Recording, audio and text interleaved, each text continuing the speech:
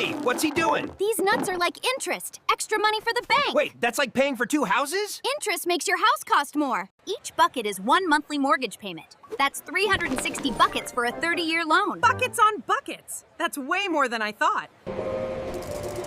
We always consider the total costs of getting a loan. This type of loan is called a mortgage. That's so important. So the price tag isn't the full cost? These are property taxes, insurance, and fees. Got buckets? What is the best way to think about money? Always use money as leverage to get a better deal.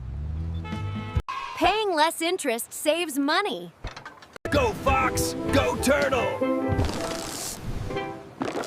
Even 1% less saves buckets of money. Invest while you own. That's how you make money work for you. So owning a home helps me grow wealth? Yes, that's sweet equity. Always have your money work for you.